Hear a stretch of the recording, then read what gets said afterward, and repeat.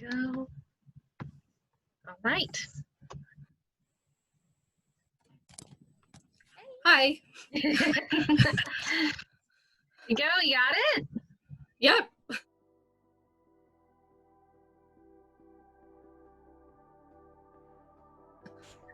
All right. So this is our third interview for Academia Anthology, The Masks We Wore.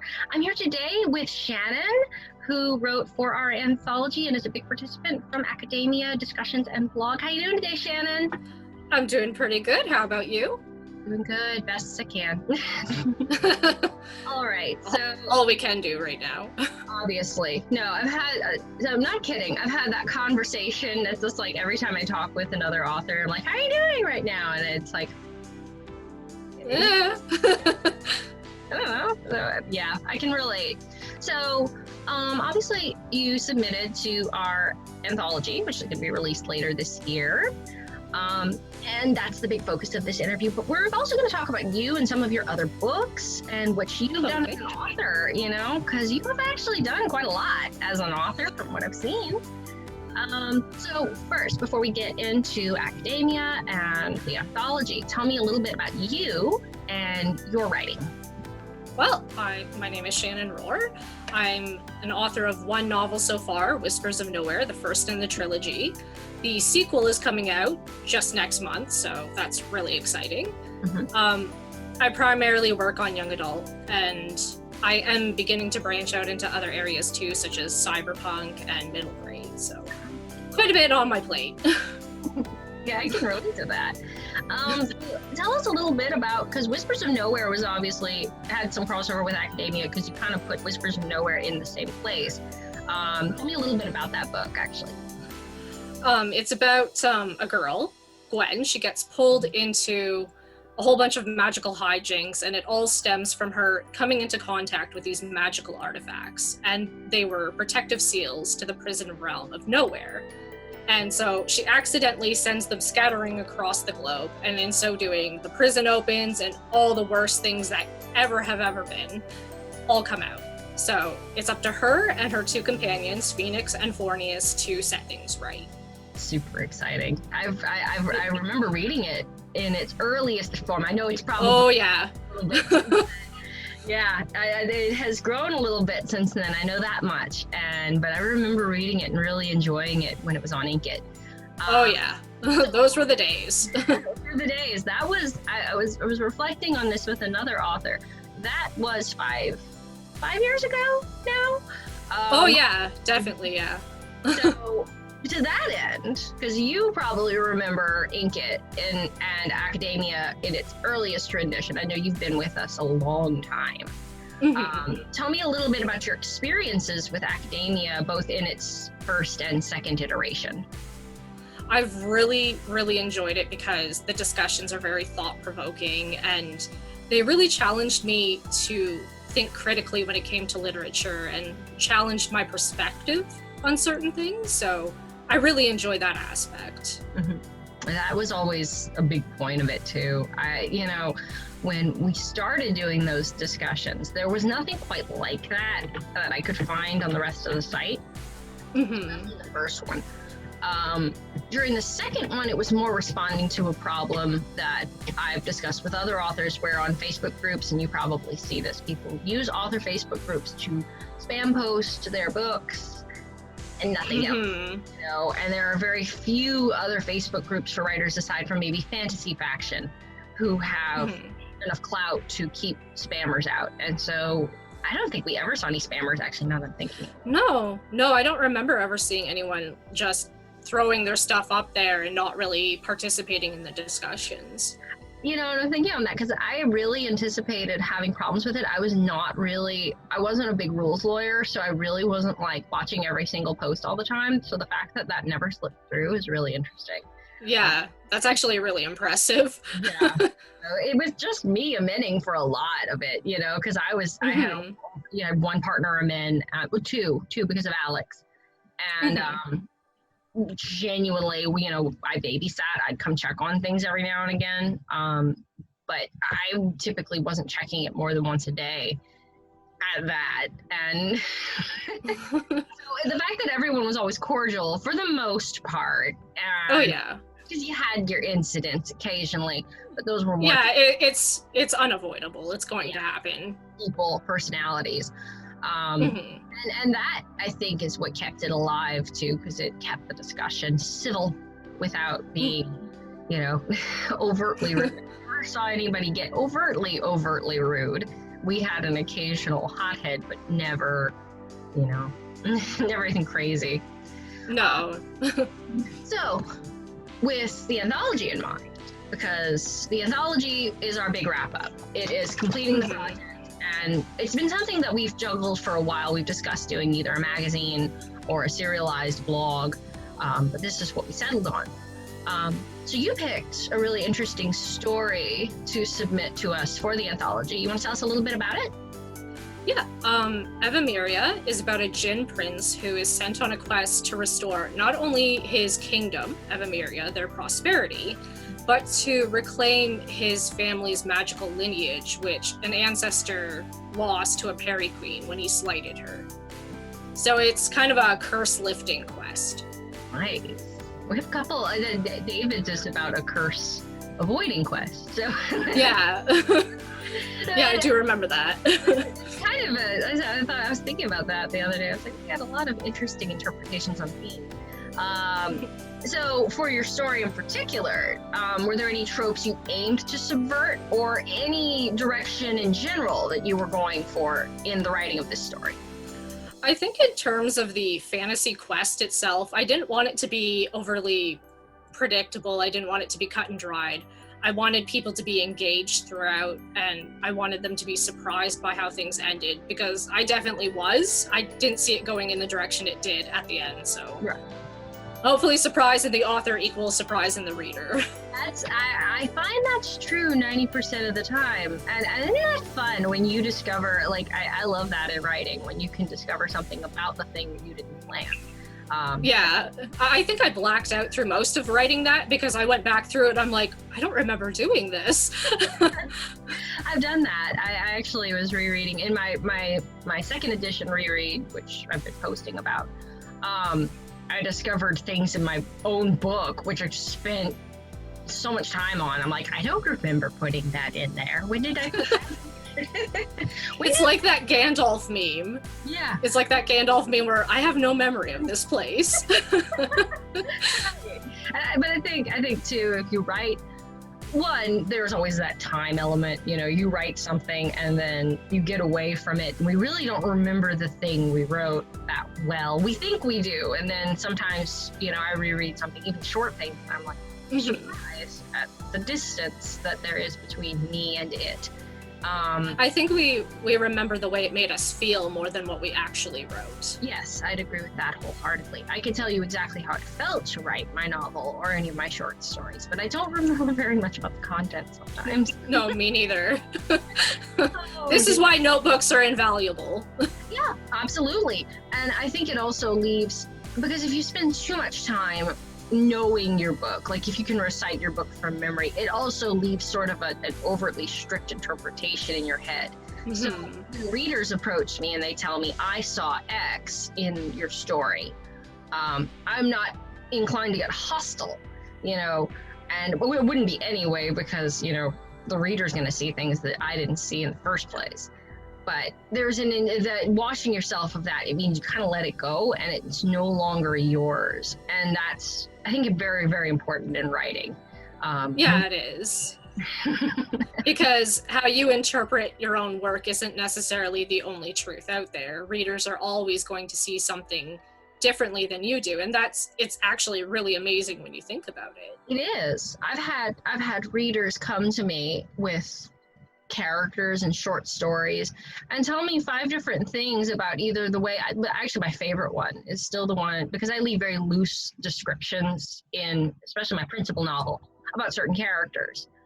They're described, but I don't give concrete ideas. So I've had varying images sent to me from people that I thought your character looked like this, and I'm like, after I turned in art for them, because my artist's interpretation was completely different from mine, was completely different from everyone else's. And it was so refreshing, to see that and to witness that shift in people's brains, because that means that my writing did something that I didn't think it was capable of. And that's what we really want to do at the end of the day. That's what we do this for. Absolutely. So for your story, do you feel, in general, since we're talking about interpretation and the way it's drifted towards reality versus fiction, do you feel it reflects any specific real world issues, or did you direct any real world issues at it?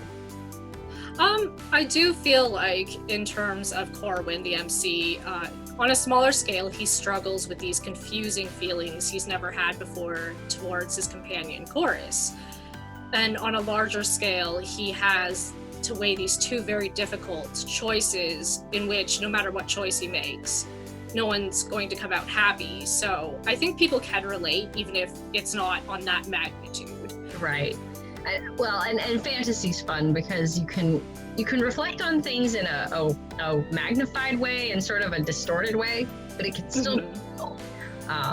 It's always one thing I like about writing fantasy fiction in the first place. Because it's static. Everyone's going to see something different. Right, absolutely. Which brings us to our mask theme. And because sort of everybody's seeing something a little bit differently is a mask in its own right.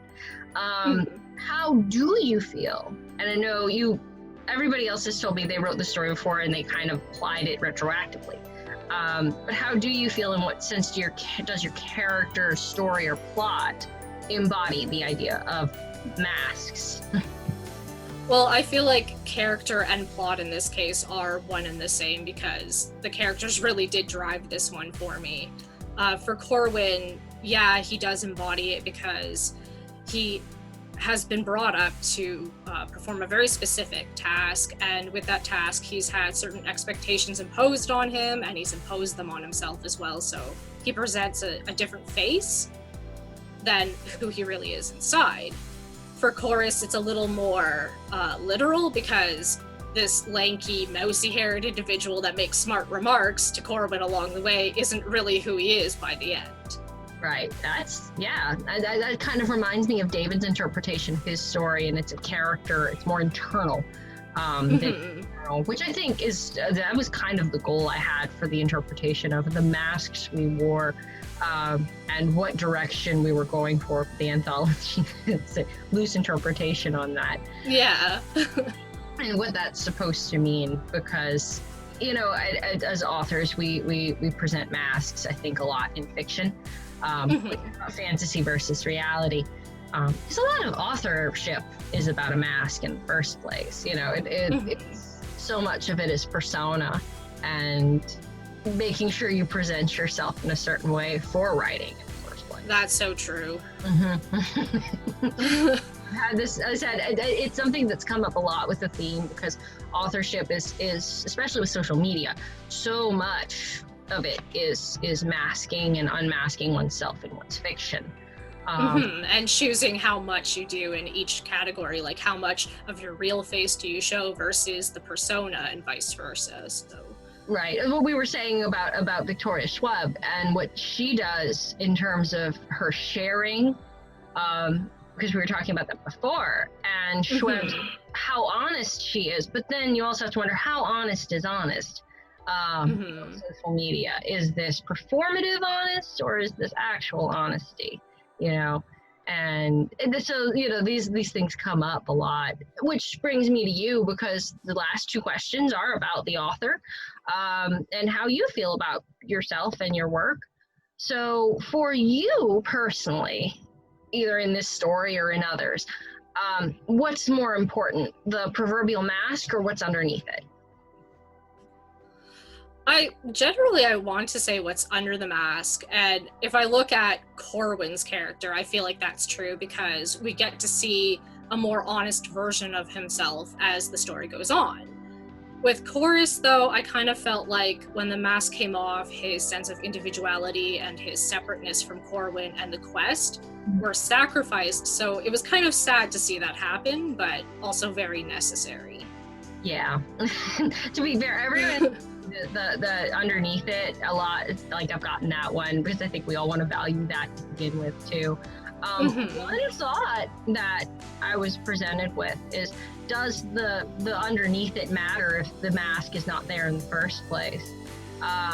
Which is some metaphysical thinking for you today. Oh yeah. Is the underneath is an important detail when the mask exists to hide it, you know, because sometimes the reveal at the end of the story is why it has the punch it does. I think that, like I said, it's just something to chew on. Oh yeah, definitely.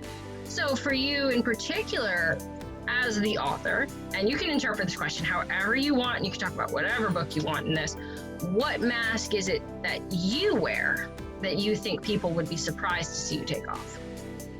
I think I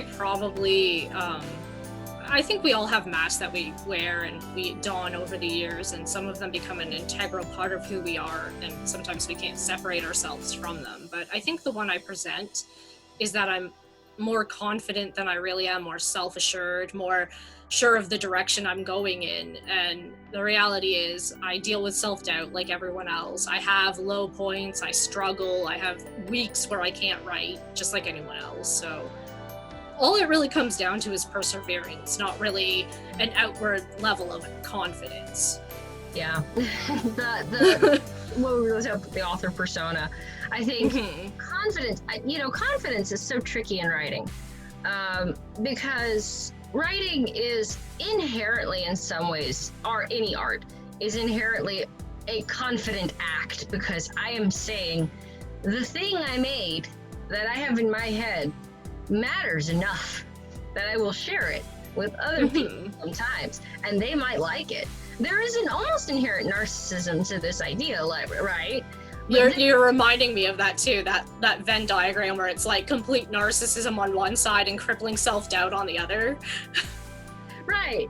That's there. I think that's very common. And for me personally, the crossover between confidence and self-doubt it's a layer. You know, I give off a very confident persona. I don't think people realize just how deep it goes, that I just don't.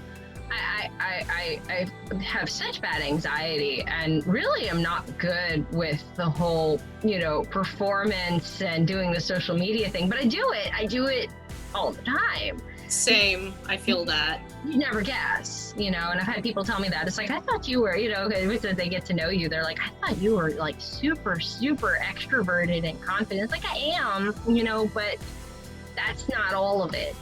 Yeah. People are multifaceted. We're not just one thing over the other. Right. And I think especially for authors, this is tricky, because some authors, I'm sure you've noticed on social media, have a great time with this. They know how to redirect or use introversion, anxiety, depression in such a way that it presents a kind of mask that they can share it, but not be hurt by it. Some authors aren't great with that. I have seen other authors, especially on the indie end of things, who overshare and don't know how to filter, or don't share enough and don't know how to. And don't know how to. I've seen both extremes. Seen both too, and I think it's hard to strike that balance with the self, because writing is so much self, at least for me. And writing is so much of bearing one's soul. One thing I was talking about, and I brought this up in another interview, but you might have an interesting opinion on it. So I have Scrivener, and Scrivener has a tool in it called with Discord, where you can stream your writing, like as you're going. Oh, like the way people do, like artists do sometimes. Like artist streams or video game streams, right? So you stream your Scrivener, and so I was feeling this button, and it started streaming my writing, and I'm like, I don't know if I'd be comfortable with that. One, it's really boring to watch me work, Blinky, that's the little blinking sign for like 2 hours while I figure out how to fix paragraphs. But moreover, it's a vulnerable space to share, right? So I've been asking authors about it, seeing how they felt about streaming their writing, in all of this. No, I don't think I could do it because I will spend like an agonizing amount of time on one sentence just trying to reconstruct it or put the right word in, and I'll be like, I need to look up the thesaurus on Google or whatever, and half the time I still can't find the word I'm after, so I'll just sit there for 10 minutes going, how the hell am I supposed to fix this? I've heard people using it for like NaNoWriMo and writing write-ins and things like that, or like speed write. And if you like that, I think it fulfills you in some sense. I never could get comfortable with these. I've been invited to them, and I'm so private as a writer, you know? Yeah, same. I don't want people to really see it until it's at least almost done.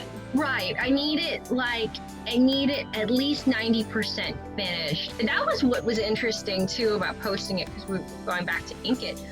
The draft I shared there was technically finished, but it was not. I was very brave in that because the draft I was working on at the time was not even really close to being done.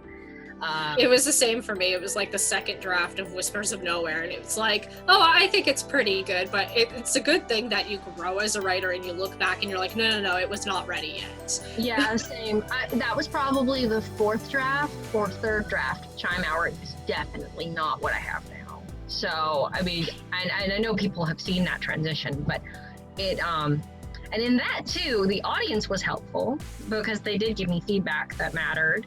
And oh yeah, just like beta readers and critique partners, they're a very necessary part of the process, but I'm so shy about first drafts generally. It's just because they're a mess. Even if I'm like editing as I go, it just feels like, no, it's still too new.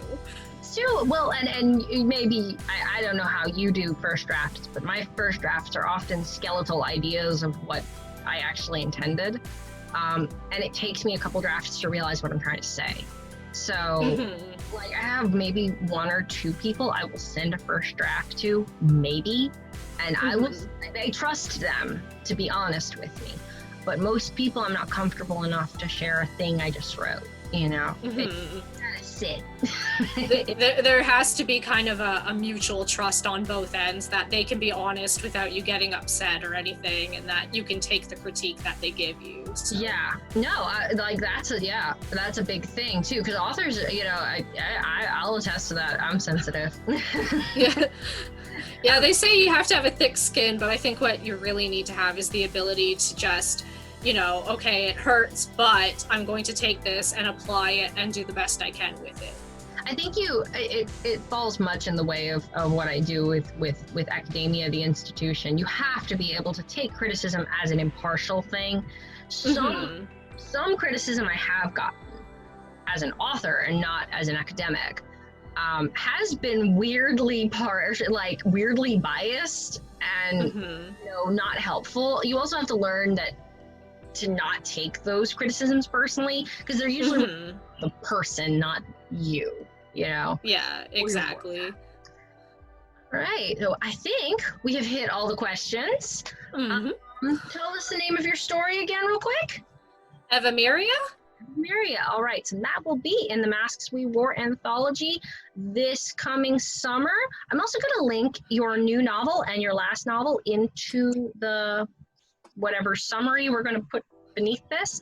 That way people can go check it out, since you do have a release coming up right along. Sounds good to me. Yeah, no, anything. I've got a lot of good going on this year, despite all the crap going on. Lots of excitement. You gotta make the best of it, honestly, and this is the best way to do it. So, you know, you're publishing a book, and that's a big deal, so we're going to try and market it as best we can. Well, I want to thank you for talking with us today, Shannon. Thank you for having me. This has been really exciting. Not a problem.